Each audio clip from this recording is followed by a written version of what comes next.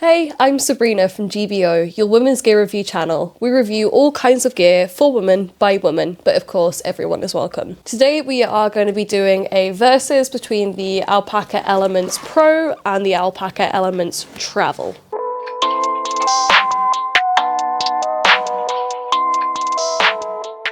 So let's get into a summary of these two. First up, we've got price. So the Travel is $299, whereas the Pro is $169. For the Travel version, the material is 420D X-Pack VX42 in black. So the inner material for this is 300D honeycomb blood orange ripstop nylon X-Pack fabric. So what exactly is this X-Pack material? Basically, X-Pack is a brand of material. It is a lightweight fabric made of several sheets laminated into one sheet. These layers are made up of nylon fabric, polyester X-ply mesh, waterproof film, and light taffeta backing with a water-resistant coating. So for the Travel, the outer material is 600D Axoflux recycled fabric. So the inner material of this is 300D cool grey honeycomb polyester lining, and it's made with Axoflux material and ballistic nylon. So on to dimensions. In terms of the Travel bag, there are a few different versions of this. So basically it just uses different materials.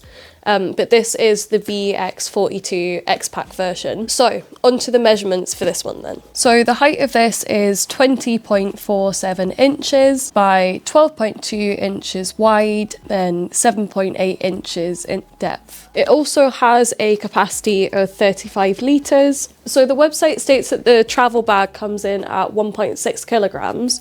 However, we have it coming in at just basically like £1 and under 1 kilogram as well. So the Pro's dimensions come in at 18.9 inches in height by 12.2 inches in width and 7.09 inches in depth. This bag has a volume of 26 litres and the website states that the weight is 1.2 kilograms. So let's quickly see how much it weighs. So as you can see on here, it looks like the bag is coming in at roughly sort of £1, so under a kilogram. Okay, so let's have a look at both of these together and see how they change and slightly differ. So although these bags do look like twins, they do actually have quite a few differences. But let's start with their common features. So first up, they have their same lockable zips with the Alpaka rubber puller. Both bags also have top handles, the Pro's one being smaller and slightly cushioned, while the Travel has a thicker uncushioned handle. Pro definitely feels more comfortable to hold over the Travel. They also both have water bottle holders, so the Pro has one on each side.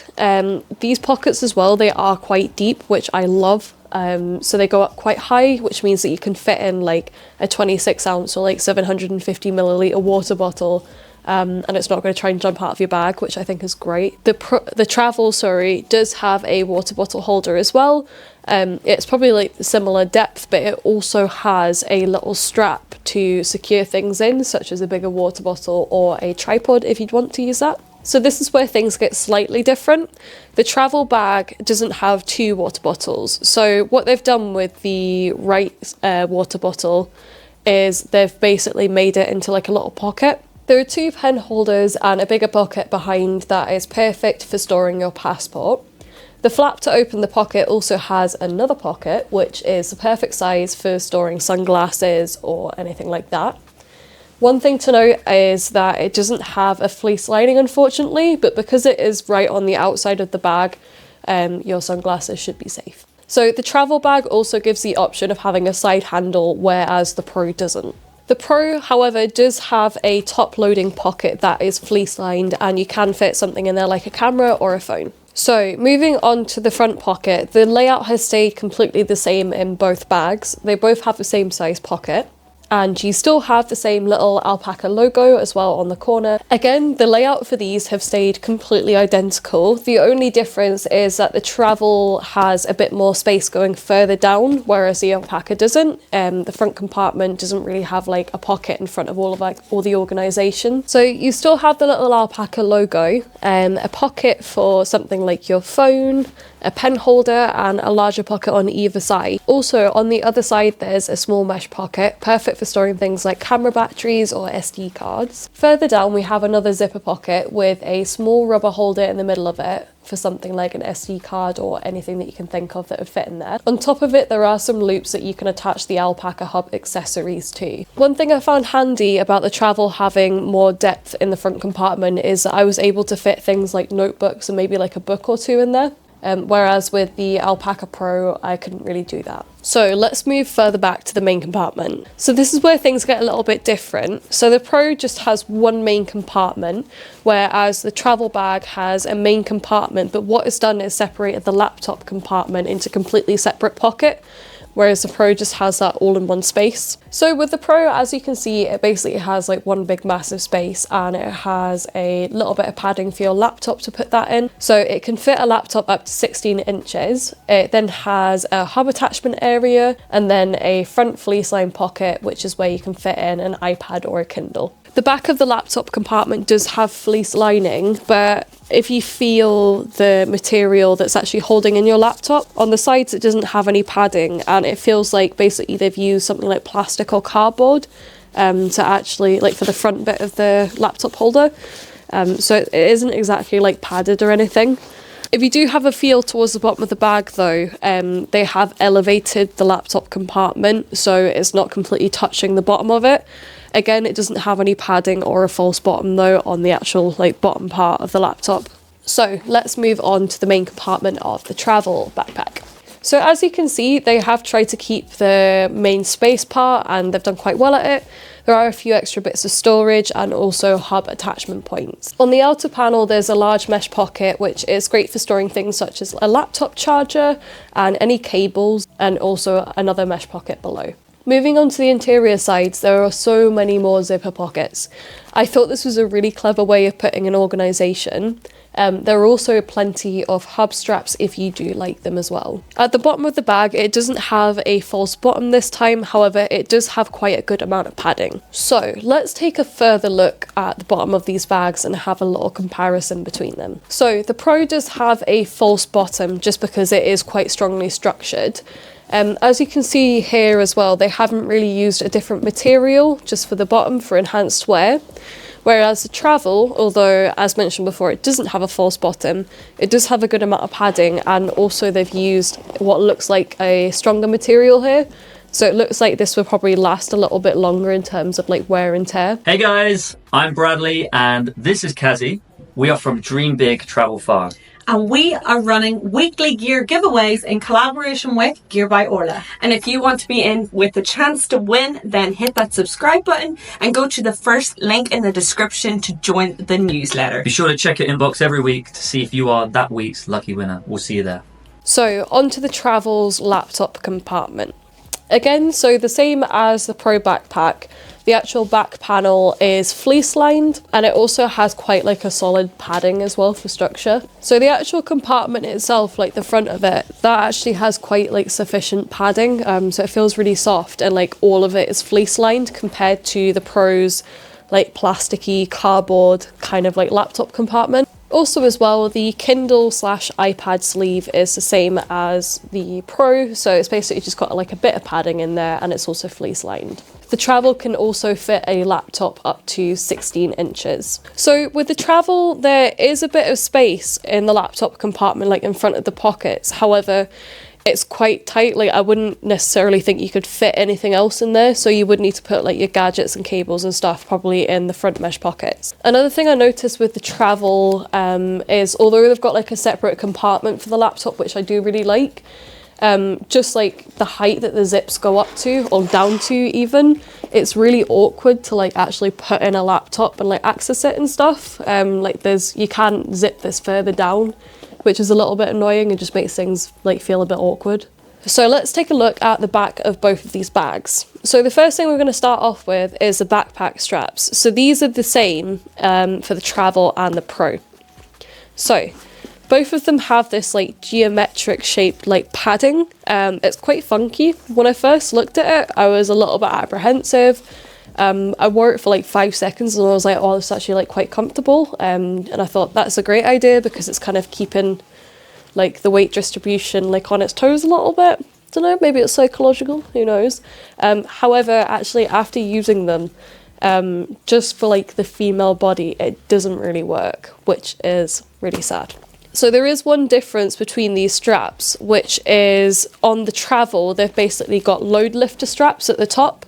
So this basically means that you can use them to help take a bit of the weight off of your back. Both of these also have modular straps, so it's actually not as complicated as it sounds. It basically just means that there are sections that your sternum strap can fit onto, and the same with the hub attachments. And on that note, both of them do have a detachable sternum strap that is adjustable because of the modular strap that is on the backpack strap on the front. Personally, I love the fact that you can adjust the sternum strap, just because I feel like sometimes if it's placed in a certain position, that might not fit on different people. Everyone's sort of like different shapes and sizes, and like also for male and female. Obviously, women have boobs, guys do not. So yeah, it was nice having that choice. So moving on to the actual back padding. Both of them do have a flex vent running in the middle of the pack, so like the middle of your back.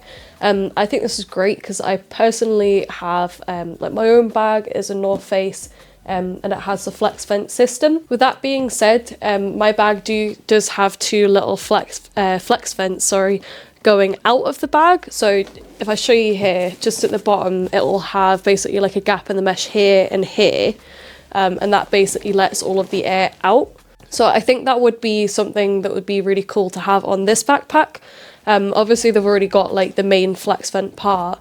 However, I feel like myself, if you've got a lot of hair and stuff, like the chance of that air getting out from the top, yeah, I think those two little side flex vents would really help it. However, with that being said, the flex vent definitely did help with preventing a sweaty back. Another cool feature is that both of these bags have a luggage pass through it. So that basically means that you can sling your backpack onto a suitcase if you're going traveling, which is super handy. So as we get towards the bottom of these bags, this is where they differ quite a bit. So the travel definitely is a lot more versatile and offers like a lot more optional extras. So in terms of the Pro, like there isn't really much else to go over. However, moving on to the travel, as you can see here, the mesh panel is a bit of a different shape at the bottom. So this is basically a little sleeve where you can put through the attachable waist strap.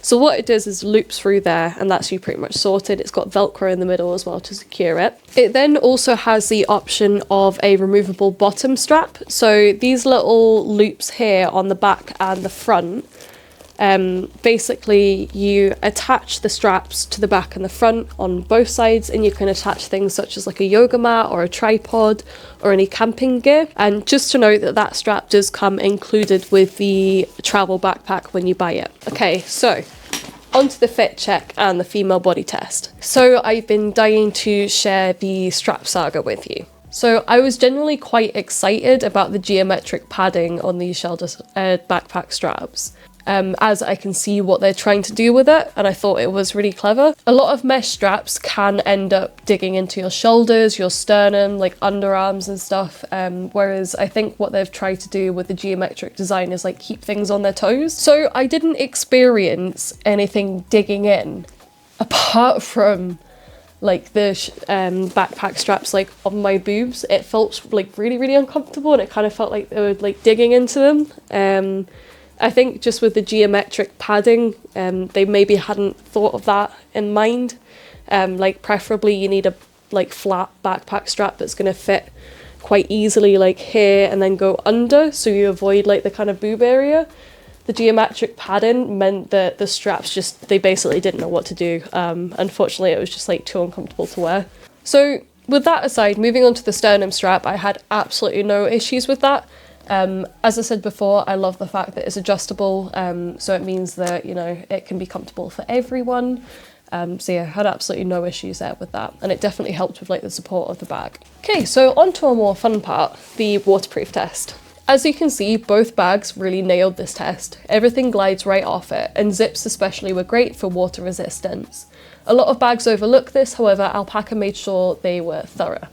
The only part that isn't waterproof is the zip on the front pocket. However, it does already have fabric as in like a rain cover for it. So you should be fine unless you're chucking your bag in water, which hopefully you're not. So on to which did it better. So in terms of laptop compartment, I'd say the travel takes the trophy for that, just purely because it actually had proper padding, and it also had a separate laptop section, whereas the Pro basically only had like cardboard or plastic or something. It didn't really feel that great in that department. So in terms of options and versatility, I'd say that the travel backpack again was probably better. This might be more down to my own personal needs. So I like going camping a lot, and I also really like yoga. So I could see that I would use, so for example, the waist strap quite a lot, like the optional waist strap that you can buy. And I'd also use the like the bottom straps for like a yoga mat or like camping mat and stuff like that. In terms of aesthetics, I'd say that the Pro is probably more aesthetically pleasing. However, there's not much of a difference, just that the Pro had a bit more of a solid structure, whereas the Travel didn't. I'd definitely say that you could use the Pro like for work and stuff like that. It's a bit more versatile in the look of it. However, that being said, because the Travel didn't have as much as structure as the Pro, it kind of meant you could fit things in a certain way in that bag a lot easier. Because you can also mould things to kind of like the shape of your pack, I felt like putting the water bottle in, it was a lot easier, whereas with the Pro, because it's a bit harder, like the structure of it, it was a little bit more difficult to fit in like a water bottle when it was fully packed. So who are these backpacks for?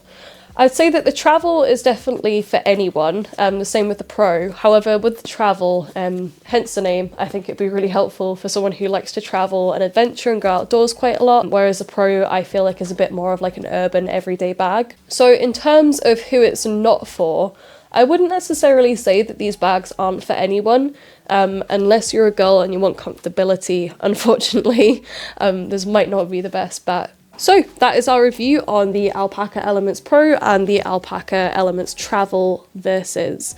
We hope you enjoyed, and if you did, why not consider joining the GBO community and hitting the like and subscribe button. If you are thinking about purchasing any of these bags, or even want to have a little look just to see if it's your thing or not, we kindly ask you to use the links down below in the description. Thanks for watching.